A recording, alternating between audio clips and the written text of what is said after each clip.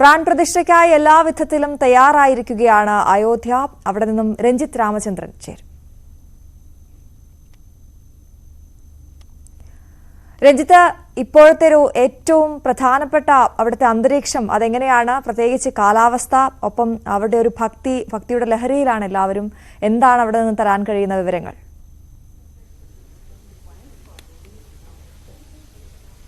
തീർച്ചയായും very good morning from Ayodhya. ഇവിടെ ഇന്ന് കാലാവസ്ഥ അല്പം ഒരു തണുപ്പിനും മഞ്ഞിനുമൊക്കെ ഒരു അല്പം ശമനമുണ്ട്. കഴിഞ്ഞ കുറേ ദിവസങ്ങളായി ശക്തമായ മഞ്ഞുവീഴ്ചയും തണുപ്പും പട്ടാപ്പകല് പോലും വലിയ തണുപ്പുമൊക്കെ ആയിരുന്നു ഇവിടെ അനുഭവപ്പെട്ടിരുന്നത്. പക്ഷെ ഇന്ന് ഒരു ചെറിയ വ്യത്യാസമുണ്ട്. നമുക്കറിയാം, ഇനി 3 ദിവസം മാത്രമാണ് പ്രാൺ പ്രതിഷ്ഠാ ചടങ്ങിന് ബാക്കിയുള്ളത്. ഇന്ന് നടക്കുന്നത് ഗണേശ പൂജയും വരുണ പൂജയുമാണ്. ഈ ശ്രീകോവിലിൽ രാംലല്ല വിഗ്രഹത്തെ വെച്ചുള്ള പൂജ ചടങ്ങുകൾ ഇന്നലെ ആരംഭിച്ചു കഴിഞ്ഞു. അതിന്റെ തുടർച്ചയായുള്ള പൂജകൾ ഇന്ന് നടക്കും. ഒപ്പം സരയൂ നദീ തീരത്തും വലിയ പൂജകൾ നടക്കുന്ന ഒരു പശ്ചാത്തലമുണ്ട്. അങ്ങനെ അയോധ്യ ആകെ പ്രാൺ പ്രതിഷ്ഠയ്ക്കായി ഒരുങ്ങിയ സാഹചര്യമാണ് നമ്മൾ കാണുന്നത്. ഇന്നലെ ഏറ്റവും പ്രധാനപ്പെട്ട കാര്യം, ഇന്ന് കൂടി മാത്രമാണ് പൊതുജനങ്ങൾക്ക് അമ്പലത്തിനുള്ളിലേക്ക് പ്രവേശനം ഉണ്ടാവുക. ഇനി 3 ദിവസത്തേക്ക് പൂർണ്ണമായും പ്രവേശനത്തിന് നിരോധനമായിരിക്കും. 22-ന് ശേഷം 23 മുതലാകും പൊതുജനങ്ങൾക്ക് അമ്പലത്തിലേക്ക് എത്താനുള്ള സൗകര്യങ്ങൾ ഒരുങ്ങുക. അങ്ങനെ എല്ലാ തരത്തിലും ഒരു ചരിത്രപരമായ ചടങ്ങിനുള്ള തയ്യാറെടുപ്പുകളിലാണ് അയോധ്യ എന്ന് നമുക്ക് കാണാം. ഇപ്പോൾ രാവിലെ അല്പം തിരക്ക് കുറവുണ്ട്. ഈ അല്പം തണുപ്പ് എന്നൊക്കെ പ്രതീക്ഷിച്ച് ആളുകൾ ഇങ്ങോട്ടേക്ക് വരില്ല. അല്പം കഴിഞ്ഞ് ഒരു 8 മണിക്ക് ശേഷമൊക്കെ ആയിരിക്കും വലിയ തോതിൽ ഭക്തജനങ്ങൾ ഇങ്ങോട്ടേക്ക് എത്തുക എന്നുള്ളതാണ്. ഈ മറ്റൊരു പ്രധാന കാര്യം, യോഗി സർക്കാർ, ഉത്തർപ്രദേശിലെ യോഗി സർക്കാർ 22-ന് മത്സ്യമാംസ വിൽപ്പന നിരോധിച്ചിട്ടുണ്ട്. ഡ്രൈ ഡേ ആയി പ്രഖ്യാപിച്ച പശ്ചാത്തലം കൂടിയുണ്ട്. BJP ഭരിക്കുന്ന പല സംസ്ഥാനങ്ങളിലും സമാനമായി തന്നെയുള്ള നിലപാടുകൾ സ്വീകരിച്ചിട്ടുണ്ട്. അങ്ങനെ സുരക്ഷാ ക്രമീകരണങ്ങളുടെ കാര്യത്തിൽ യാതൊരു വിട്ടുവീഴ്ചയും സർക്കാരിന്റെ ഭാഗത്തു നിന്നില്ല. കേന്ദ്രസേന ഇവിടെ എത്തി സുരക്ഷാ ചുമതല ഏറ്റെടുത്ത സാഹചര്യമുണ്ട്. അങ്ങനെ ഒരു വലിയ ചടങ്ങിന് ഈ ലോകം മുഴുവൻ കാത്തിരിക്കുന്ന, ഇന്ത്യ മുഴുവൻ കാത്തിരിക്കുന്ന ഒരു വലിയ ചടങ്ങിനുള്ള എല്ലാ ക്രമീകരണങ്ങളും പൂർത്തീകരിച്ചിട്ടുണ്ട് എന്നുള്ളതാണ്. മറ്റൊരു പ്രധാന വാർത്ത പുറത്തു വരുന്നത്, റെയിൽവേയുടെ ഭാഗത്തു നിന്ന് അയോധ്യയിലേക്ക് പോകാൻ 200ഓളം സ്പെഷ്യൽ ട്രെയിനുകൾ അനുവദിച്ചിട്ടുണ്ട് എന്നുള്ളതാണ്. അത് അയോധ്യയിലെ പ്രാൺ പ്രതിഷ്ഠാ ചടങ്ങിന് ശേഷം അയോധ്യയിലേക്ക് ഒപ്പം അതിനോട് ചേർന്നും ഒപ്പം സ്പെഷ്യൽ ട്രെയിൻ ഓടിക്കും. ആസ്ഥ സ്പെഷ്യൽ എന്ന പേരിലായിരിക്കും ഈ തീവണ്ടികൾ ഓടുക. രാജ്യതലസ്ഥാനമായ ഡൽഹി ഉൾപ്പെടെ നഗരങ്ങളിൽ നിന്ന് ഇങ്ങോട്ടേക്ക് സർവീസുകൾ ഉണ്ടാകുമെന്നുള്ള വിവരങ്ങൾ പുറത്തു വരുന്നുണ്ട്. ഡൽഹി, മഹാരാഷ്ട്ര, തെലങ്കാന, തമിഴ്നാട്, ജമ്മു കാശ്മീർ, ഗുജറാത്ത്, മധ്യപ്രദേശ് എന്നീ സംസ്ഥാനങ്ങളിൽ നിന്നുമാകും 100 ദിവസത്തേക്കുള്ള ഈ സർവീസ്. അത്തരത്തിൽ റെയിൽവേ നമുക്ക് നേരത്തെ ഈ അയോധ്യയിലേക്കുള്ള എല്ലാ സർവീസുകളും പൂർണ്ണമായി ബുക്കിംഗ് നടത്തിയിരുന്നു. ഒപ്പം തീവണ്ടി വിമാനങ്ങളിലും ബുക്കിംഗ് പൂർത്തിയായിരുന്നു. ഇതിന്റെ പശ്ചാത്തലത്തിലാണ് കൂടുതൽ ട്രെയിനുകൾ ഓടിക്കുക എന്ന രീതിയിലേക്ക് പോകുന്നത് എന്നുള്ളതാണ്. അങ്ങനെ വലിയ വലിയ തയ്യാറെടുപ്പുകളോടുകൂടിയാണ് അയോധ്യ നഗരം ഒരുങ്ങുന്നത്. നമുക്ക് ആദ്യം ഇതുമായി ബന്ധപ്പെട്ട സുരക്ഷയുടെ ഒരു പ്രധാനപ്പെട്ട വാർത്തയുണ്ട്. അയോധ്യ കനത്ത സുരക്ഷയിലാണ്. നേരത്തെ പറഞ്ഞതുപോലെ കേന്ദ്ര സംഘം പഴുതടച്ച സുരക്ഷയാണ്. സൈബർ ഭീഷണി കൈകാര്യം ചെയ്ത ഉന്നതതല സംഘം ഇവിടെ എത്തിയിട്ടുണ്ട്. കേന്ദ്ര സർക്കാരിന്റെ വിവിധ ഏജൻസികൾ നഗരത്തിൽ നിയന്ത്രണം ഇതിനകം ഏറ്റെടുത്തു കഴിഞ്ഞു.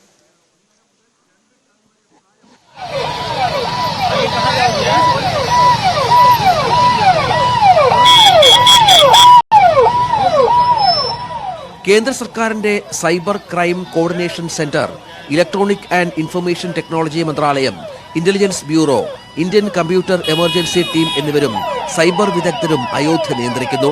സൈബർ ലോകത്ത് പ്രചരിക്കുന്ന വിദ്വേഷകരമായ ആപ്ലിക്കേഷനുകളെക്കുറിച്ച് ജാഗ്രത പാലിക്കണമെന്ന് കേന്ദ്ര ആഭ്യന്തര മന്ത്രാലയം മുന്നറിയിപ്പ് നൽകിയിട്ടുണ്ട്. ക്ഷേത്രനഗരിയിൽ ഭീകരവിരുദ്ധ സ്ക്വാഡിനെ വിന്യസിച്ചു. അങ്ങനെ സർവ്വ ഒരുക്കങ്ങളും സൂക്ഷ്മതയോടെ പൂർത്തിയാക്കുകയാണ് ഭരണകൂടം. A large number of people have been deployed for ensuring cleanliness. Close to 5,000 people are deployed, including machines and all that. It makes a huge impact. We have a large number of personnel deployed for ensuring that lights, toilets, garbage and all these are catered to, and they are able to give a wonderful performance. And apart from that, all the other departments are doing their best for making this event a huge success in terms of the kind of facility for the roads, for the stay arrangements of people, for the comfort of people, through the night shelters, to rent basera, through the arrangements in hotels, so on and so forth. 1548 ഇടങ്ങളിലാണ് CCTV ക്യാമറകൾ. Artificial intelligence അടിസ്ഥാനമായുള്ള anti mine ഡ്രോണുകളും അയോധ്യയിൽ വിന്യസിക്കും.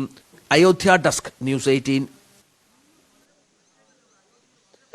ഈ രാംലല്ല വിഗ്രഹത്തിന്റെ പൂജാ ചടങ്ങുകളാണ് ഇപ്പോൾ പുരോഗമിക്കുന്നത്. സ്നാനമടക്കമുള്ള വിവിധ നദികളിൽ നിന്ന് കൊണ്ടുവന്ന ജലം, പുണ്യതീർത്ഥ നദികളിൽ നിന്ന് കൊണ്ടുവന്ന ജലം അടക്കം ഉപയോഗിച്ചാണ് ഈ സ്നാന പുരോഗമിക്കുന്നത്. രാംലല്ല വിഗ്രഹത്തിന്റെ പ്രത്യേകതകൾ ഒരുപാട് വാർത്തകളിൽ വന്നതാണ്. ഏതാണ്ട് 150 മുതൽ 200ഓളം കിലോ ഭാരമുള്ള വിഗ്രഹമാണ്. അതിന് ചിത്രങ്ങൾ, മുഖം മറച്ചുള്ള ചിത്രങ്ങളൊക്കെ പുറത്തു വന്നു. നമ്മുടെ നാഷണൽ ചാനൽ ഈ ചിത്രങ്ങൾ പുറത്തുവിട്ടിരുന്നു.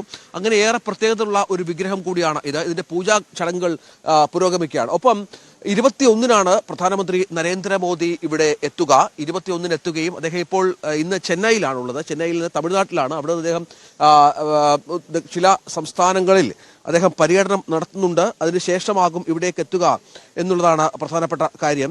അതിൽ ചില വിവരങ്ങൾ പുറത്തു വരുന്നത് അദ്ദേഹത്തിന്റെ ചില നമുക്കറിയാം നാസിക്കിൽ അദ്ദേഹം വ്രതാനുഷ്ഠാന ചടങ്ങുകൾ 12 ദിവസത്തെ വ്രതം അനുഷ്ഠാന ചടങ്ങുകൾ തുടങ്ങിയിരുന്നു. 11 ദിനത്തെ വ്രതമാണ് അത്. ശ്രീരാമത്തിന്റെ പ്രാണപ്രതിഷ്ഠയ്ക്ക് മുന്നോടിയായാണത്. തറയിൽ കമ്പിളി പുതപ്പ് വിരിച്ചായിരിക്കും പ്രധാനമന്ത്രി ഉറങ്ങുക. കരിക്കിൻ വെള്ളം മാത്രം കുടിക്കും. പ്രത്യേക ആചാരങ്ങളും മതനിയമങ്ങളും പാലിച്ച ദിവസങ്ങൾ കഴിയും. അപ്പം വിവിധ ക്ഷേത്രങ്ങളിൽ സന്ദർശനം നടത്തും. അതിരാവിലെ പ്രാർത്ഥനകൾക്കായി എഴുന്നേൽക്കും. ധ്യാനത്തിൽ മുഴുകും. ഈ ഉള്ളിയും വെളുത്തുള്ളിയും അടക്കമുള്ള ഭക്ഷണ സാധനങ്ങൾ ഒഴിവാക്കിയുള്ള സ്വാത്വിക ഭക്ഷണമായിരിക്കും അദ്ദേഹം കഴിക്കുക. വിവിധ ക്ഷേത്രങ്ങൾ സന്ദർശിക്കും രാജ്യത്തുടനീളം. അതിന്റെ ഭാഗമായാണ് അദ്ദേഹം കഴിഞ്ഞ ദിവസം ഈ തൃപ്രയാർ ക്ഷേത്രത്തിലും ഗുരുവായൂരിലും മറ്റും എത്തിയത് എന്ന വിവരങ്ങളും പുറത്തു വന്നിരുന്നു. ആന്ധ്രാപ്രദേശിലെ ലേപാക്ഷിയിലെ വീരഭദ്ര ക്ഷേത്രത്തിലും നാസിക്കിലെ കലാറാം ക്ഷേത്രത്തിലും അദ്ദേഹം സന്ദർശനം നടത്തിയിരുന്നു. അങ്ങനെ പ്രധാനമന്ത്രിയും വലിയ ഒരുക്കത്തിലാണ്. കാരണം പ്രധാനമന്ത്രി അടക്കം 5 പേർക്ക് മാത്രമാണ് അന്ന് ഈ രാം ക്ഷേത്രത്തിലേക്ക് പ്രവേശനം ഉണ്ടാവുക. 22-ന്റെ പ്രാൺ പ്രതിഷ്ഠാ ദിവസം.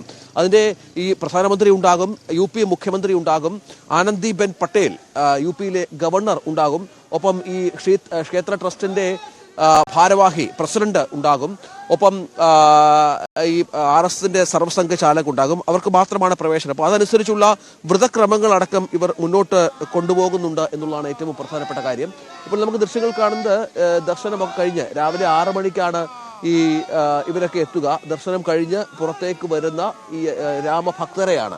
അങ്ങനെ ഇന്നും വലിയ തിരക്ക് ഇവിടെ പ്രതീക്ഷിക്കുന്നു. കാരണം ഇന്ന് ദർശനത്തിന്, നേരത്തെ പറഞ്ഞ പൊതുജനങ്ങൾക്കായി ദർശനം നടത്താനുള്ള അവസാന ദിവസമാകുമ്പോൾ വലിയ തിരക്ക് ഇന്നും പ്രതീക്ഷിക്കുന്നുണ്ട്. നമുക്ക് ഇന്നലെ ഒരു വാർത്ത നമ്മൾ ചെയ്തത്, അത് പ്രധാനമന്ത്രി നരേന്ദ്രമോദി 92-ലാണ്, 1992-ൽ, 91-ലാണ് നമുക്കറിയാം ഇവിടെ കർഷകരുടെ പ്രക്ഷോഭം നടക്കുന്നത്.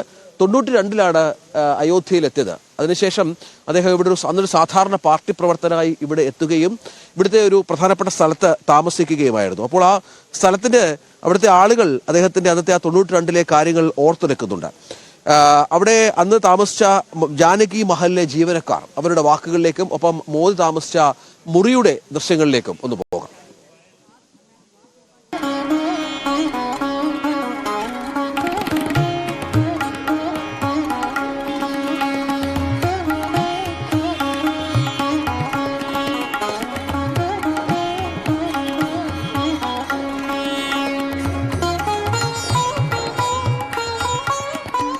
രാമജന്മഭൂമിയിൽ നിന്ന് 1.5 കിലോമീറ്റർ മാത്രം അകലെയുള്ള ശ്രീ ജാനകി മഹൽ ട്രസ്റ്റിലാണ് ഞാനിപ്പോൾ ഉള്ളത്. ജാനകി മഹൽ ട്രസ്റ്റിന് വളരെ പ്രാധാന്യമുണ്ട്. കാരണം 31 വർഷം മുൻപുള്ള ഒരു ചരിത്രമാണത്. നമ്മുടെ പ്രധാനമന്ത്രി നരേന്ദ്രമോദി ഇവിടുത്തെ 108-ാം നമ്പർ റൂമിൽ 1991-ൽ താമസിച്ചിരുന്നു. അദ്ദേഹം അന്ന് ഒരു സാധാരണ പാർട്ടി പ്രവർത്തകനായിരുന്നു. പാർട്ടിയുടെ ഏക്താ യാത്രയുമായി ബന്ധപ്പെട്ട് കന്യാകുമാരി മുതൽ കശ്മീർ വരെ ഉണ്ടായിരുന്ന പാർട്ടിയുടെ ഏക്താ യാത്രയുമായി ബന്ധപ്പെട്ടാണ് അദ്ദേഹം ഈ മുറിയിൽ താമസിച്ചിരുന്നത്. ഇന്ന് അദ്ദേഹം ഈ മുറിയിലാണ് അദ്ദേഹം താമസിച്ചത്. 108-ാം നമ്പർ മുറിയിലാണ് മോദി താമസിച്ചത്. അത് ഇവിടെ അദ്ദേഹം 4 ദിവസത്തോളം ഇവിടെ കഴിഞ്ഞു എന്നാണ് പറഞ്ഞത്, നമ്മൾ അറിയുന്നത്. അതിനുശേഷം അദ്ദേഹം അന്ന് ഒരു പ്രതിജ്ഞ എടുത്തിരുന്നു. രാമജന്മഭൂമി, അതായത് അയോധ്യ രാമക്ഷേത്രം യാഥാർത്ഥ്യമായതിനു ശേഷം മാത്രമായിരിക്കും അദ്ദേഹം ഇനി ഇവിടേക്ക് വരിക എന്നുള്ളതാണ്. आपको याद है वो दिन आप इधर था? हाँ, यहाँ यही में रुके थे सब, में और ये में दोनों में रुके थे. हाँ, और उस दिन वो इधर साधा पार्टी वर्कर था वो? हाँ, यहीं पर थे. और जब वो जन्मभूमि गिरा था तो सब वो अपने हाल है उसमें मीटिंग किए थे. यहीं से गए थे तो उस दिन बाबरी मस्जिद गिरा था उसी दिन. हाँ, तो इसमें कौन रहता है? इसमें तो आम यात्री को अभी दे रहे हैं. പിന്നീട് 3 വർഷം മുൻപ് ക്ഷേത്രത്തിന്റെ നിർമ്മാണത്തിന് തുടക്കമിടാനാണ് മോദി എത്തിയത്. പ്രാണപ്രതിഷ്ഠയിൽ പങ്കെടുക്കാൻ വീണ്ടും മോദി അയോധ്യയിലെത്തുമ്പോൾ ട്രസ്റ്റ് അധികാരികളും ആഹ്ലാദത്തിലാണ്.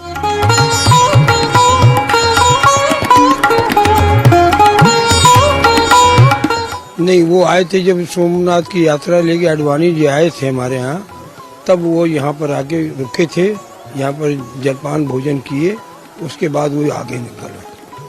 तो अडवाणी जी के साथ में मोदी जी भी थे.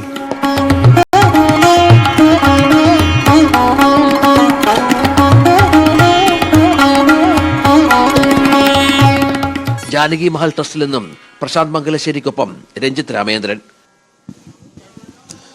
അങ്ങനെ 21-ന് പ്രധാനമന്ത്രി ഇവിടെ അയോധ്യയിലെത്തും. അദ്ദേഹം അയോധ്യ ക്ഷേത്രത്തിലെത്തും. ഇവിടുത്തെ അവസാനവട്ട ക്രമീകരണങ്ങൾ വിലയിരുത്തും. 22-ന് അദ്ദേഹം നമ്മൾ അറിയുന്നത് അനുസരിച്ച് സരയൂ നദിയിൽ സ്നാനം നടത്തുമെന്നുള്ളതാണ്. അതിനുശേഷം അവിടെ സ്നാനം നടത്തിയ ശേഷം 2 കിലോമീറ്ററോളം സഞ്ചരിച്ച് നടന്ന് ഈ അയോധ്യ ക്ഷേത്രത്തിലേക്ക് എത്തും. അതിനു മുൻപ് ഈ തൊട്ട് അടുത്ത് കാണുന്ന ഹനുമാൻ അമ്പലത്തിലും അദ്ദേഹം ദർശനം നടത്തും എന്നുള്ള വിവരങ്ങളാണ് ഇപ്പോൾ പുറത്തു വരുന്നത്. നേരത്തെ പറഞ്ഞാൽ അദ്ദേഹം അടക്കം 5 പേർക്ക് മാത്രമാണ് അന്നിവിടെ ദർശനത്തിനുള്ള സൗകര്യങ്ങൾ ഇപ്പോൾ ഒരുക്കിയിരിക്കുന്നത്. ഈ അയോധ്യ നഗരത്തിന്റെ ഒരു മുഖഛായ വല്ലാതെ മാറിയിരിക്കുന്നു. കാരണം കൂടുതൽ വികസന പദ്ധതികൾ ഇങ്ങോട്ടേക്ക് കടന്നു വരുന്ന ഒരു സാഹചര്യമുണ്ട്. അതിന് ഒരുപാട് കാര്യങ്ങളുണ്ട്.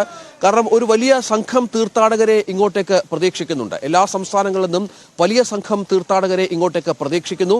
അവരൊക്കെ ഇവിടെ എത്തി താമസിച്ച് മടങ്ങുന്നു. അപ്പോൾ സ്വാഭാവികമായും വ്യാവസായികമായും ഒപ്പം ഈ താമസത്തിന്റെ കാര്യത്തിലുമൊക്കെ വലിയ കുതിച്ചുചാട്ടം ഇവരുടെ ഇടയിൽ ഉണ്ടാകും എന്നുള്ളത് വളരെ പ്രധാനപ്പെട്ട കാര്യമാണ്. അതുകൊണ്ട് അതനുസരിച്ചുള്ള വലിയ സംവിധാനങ്ങൾ ഇവിടെ ഒരുങ്ങുന്നു അയോധ്യ നഗരത്തിൽ എന്നുള്ളതും പ്രധാനപ്പെട്ട ഒന്നാണ്. നമുക്ക് ഈ കുറെ തീർത്ഥാടകർ ഇങ്ങോട്ടേക്ക് വരുന്നുണ്ട്.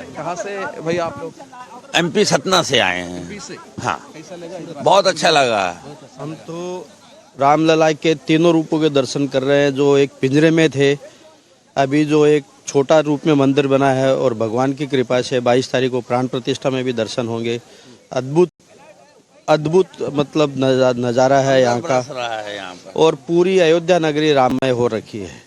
इसके लिए मैं जो भी इन्होंने विश्व हिंदू परिषद हो या सरकार हो, सबका बहुत बहुत धन्यवाद करना चाहता हूँ. जो इन्होंने सनातन धर्म की परंपरा के अनुसार प्रभु का जो भव्य मंदिर बनाया है, और जो पीड़ा होती थी जो फर्स्ट टाइम मैं जब यहाँ आया था प्रभु को पिंजरे में कैद देख के, तंबू में देख के, वो आज जो इतना हर्षोल्लास हो रहा है क्योंकि प्रभु का भव्य मंदिर बन रहा है, और प्रभु है तो हम हैं.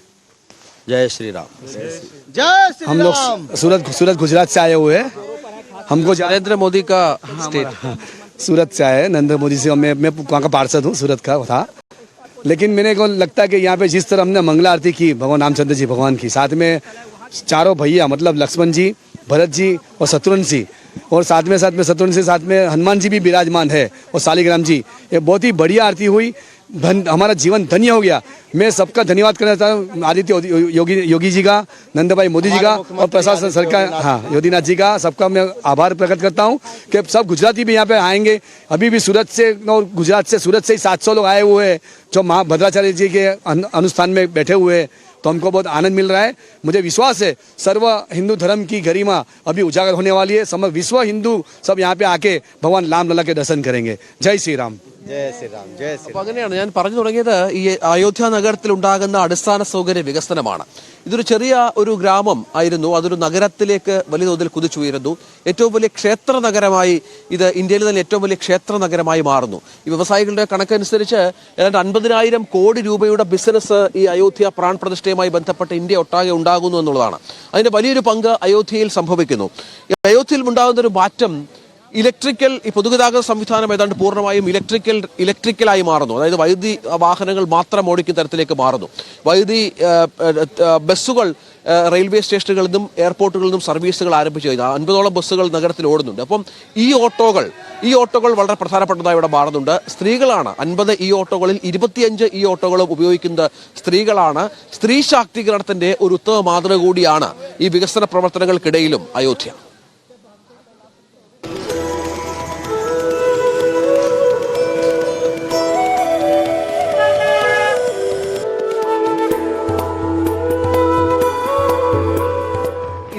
സർവീസ് ആരംഭിച്ച 50 ഈ ഓട്ടോകളിൽ ഒന്നിന്റെ സാരഥിയാണ്. വനിതാ ശാക്തീകരണത്തിന്റെയൊക്കെ ഭാഗമായാണ് ഇത്തരത്തിൽ ഈ രാമജന്മഭൂമിയിൽ ഈ ഓട്ടോകൾ ആരംഭിച്ചിരിക്കുന്നത്. आपको भी बहुत खुशी हो गया इस वक्त में? बहुत खुशी हो रही है सर. आप लोगों भी आगे होना चाहिए। हाँ जी, आगे हर लेडीज को आगे बढ़ना चाहिए। ये नहीं कि पुरुष के ऊपर ही निर्भर होना चाहिए, कोई भी हो, हर किसी को आगे बढ़ने का मौका मिलना चाहिए। और इस टाइम हम लोग अयोध्या में हैं, इससे बड़ी खुशी हो ही नहीं सकती। तो हम इसलिए यहाँ पे आए हैं ताकि यहाँ की जो औरतें हैं इनको भी उत्साह होना चाहिए आगे बढ़ने का। और यहाँ पे जो अयोध्या दर्शन करने आ रहे हैं तो इनकी सेवा में हम आए हैं सर। अच्छा, तो इसका रेट वो तो हो गया ना? रेट भी नॉर्मल ही है सर, जो जैसे चलता था वैसे चल रहा है, ऐसा कुछ नहीं है कि कम या ज्यादा है। पहले आप ऑटो राइड करता था ना? हाँ जी सर, हम लोग दिल्ली में काम करते थे, वहाँ से हमें यहाँ भेजा गया है। तो अभी थोड़ा यहाँ कुछ समझ नहीं आ रहा, लेकिन थोड़ा अब अच्छा लग रहा है यहाँ पे। हाँ जी, फैमिली को भी अच्छा है। बिल्कुल, फैमिली तो पूरी सपोर्ट कर रही है सर, उन्होंने ही यहाँ भेजा है।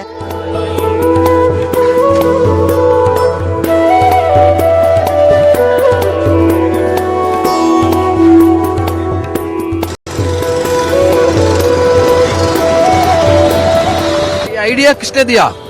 आइडिया दिया किसी ने नहीं, बस अपना ही था कि हम भी आगे बढ़े। इसका प्रैक्टिस होना चाहिए ना राइड करने का।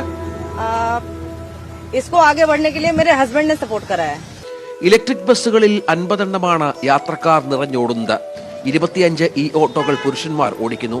അങ്ങനെ പൊതുഗതാഗത സംവിധാനം മുഴുവൻ ഇലക്ട്രിക് രീതിയിൽ മാറ്റാനുള്ള ആശയമാണ് അയോധ്യയിൽ പൂർത്തീകരിക്കുന്നത്.